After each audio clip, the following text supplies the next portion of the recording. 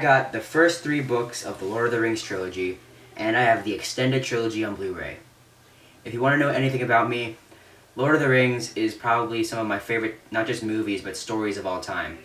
Not just of how it influenced me as someone who wants to become a filmmaker one day, but as somebody who just grew up from the morals that I've learned from these stories, the great adventure, great escapism from the real world that we have today, just trying to get into something really interesting in life, and that's what I love about this series so much. Back in December 19th, 2001, Fellowship of the Ring was released, and the whole world was introduced to a world of hobbits, orcs, elves, wizards, and of course rings. And ever since then, people were blown away, and back in 2003, when Return of the King came out, it swept the Oscars, and that is unprecedented for any fantasy film. Nearly 10 years later, Peter Jackson comes back with The Hobbit: An Unexpected Journey, the first film in a new trilogy based off of the J.R.R. Tolkien book, The Hobbit, the prelude to the Lord of the Rings trilogy. In An Unexpected Journey, we follow a young Bilbo Baggins, played by Martin Freeman. It takes place 60 years prior to the events of the Lord of the Rings, and we follow Bilbo Baggins as he is your normal everyday hobbit. He just likes to sit around and smoke some pipeweed and relax. And then one day Gandalf the Grey comes in and visits him and asks him to go on a quest with 13 other dwarves to go on an adventure to save their old mountain home from the evil dragon Smaug. The film is not without skepticism going in, because as excited as I was getting into the film, I definitely do not expect it to be as good as the Lord of the Rings trilogy.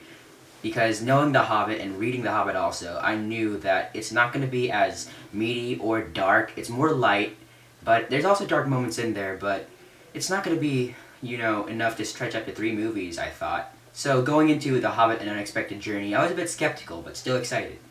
Even though it's not perfect, An Unexpected Journey is still a really good film and is definitely worth watching. Martin Freeman as young Bilbo Baggins is perfect. He just embodies everything the character of Bilbo has that I remembered from the books. And of course, Ian McKellen as Gandalf is just simply phenomenal. The rest of the cast of the dwarves, especially the man who played Thorin Oakenshield, I believe his name was Richard Armitage, he was fantastic too, and he really served great as the Aragorn-esque character in the film. But the person that stole the show for me was without a doubt Andy Serkis as Gollum. If you thought Gollum was great in Two Towers and Return of the King, you have not seen him here, because in The Hobbit, you see Gollum, of course, when he still had the ring in his possession, before he went on the adventure with Frodo and Sam in Two Towers and Return of the King. You see him when he is just going crazy. And what's interesting about Gollum's character is that you laugh at him, you feel sorry for him. It's kind of like a bipolar syndrome that you have here, because you feel like you don't know how to feel for Gollum, because some ways you know that he is not a good character, like in terms of morality, but you just feel sorry for him because of how obsessed he is over this ring that is just sucking up his life. It's ruining him, and you could definitely see why you would actually care for Gollum even, and that is thanks to Andy Serkis' great performance. Also, Peter Jackson's direction of this film is simply loving, because you could tell that Jackson loves J.R.R. Tolkien's stories so much because of how much detail and how great he directs the actors and the characters and everything else, because you could tell through the direction that Peter Jackson gives here that he loves these books. And even though the book is incredibly short in comparison to the other 3 books, I definitely could see that they could do a second film for this one, but I still don't think maybe a third film. I'm still skeptical about how they're going to do the third one, but from what I've seen here in The Hobbit: An Unexpected Journey, I definitely believe that he could pull a second film off right. I'm really excited for that. I saw this movie in 24 frames per second in IMAX 3D. I did not see it in 48 frames per second because of what I've heard, and all I gotta say is that the movie looked visually stunning. I really enjoyed the way the movie looked. The 3D was done to perfect effect, especially in the last third act because of how well done it was. It felt like a roller coaster ride at some parts, and the 3D really enhanced the movie experience, making you feel like that you were actually in Middle-earth. However, the film is not perfect because of this. What made the Lord of the Rings trilogy so great is because all 9 members of the Fellowship, you cared for every single one of them. As all the events went going on during the journey, you just cared because you love these characters so much. The character development was rich, and it was just perfect.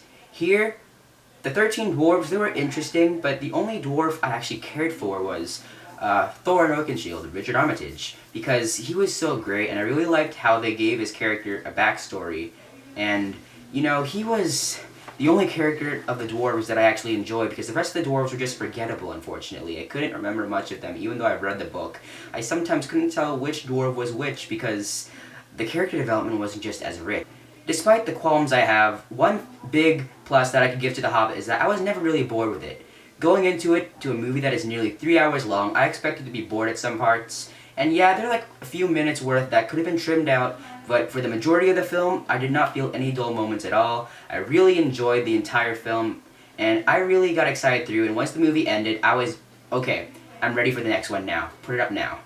And yeah, I really enjoyed The Hobbit. Not the best movie of the year, and definitely not the best of the Lord of the Rings series, but it was very well done, and I'm really satisfied for the way it was put up and everything else. And thank you to Peter Jackson for directing this film very well done, and getting a good cast to play the characters right, and giving a good visual style as well, and staying true to the Tolkien novel. I really enjoyed the film. I'll give it a solid 4 out of 5.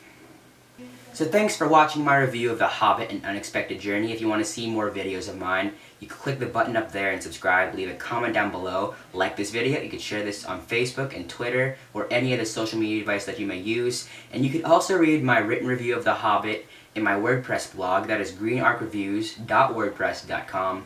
And I guess that is it. I am Noah of Green Arc Reviews, and I will see you in my next video.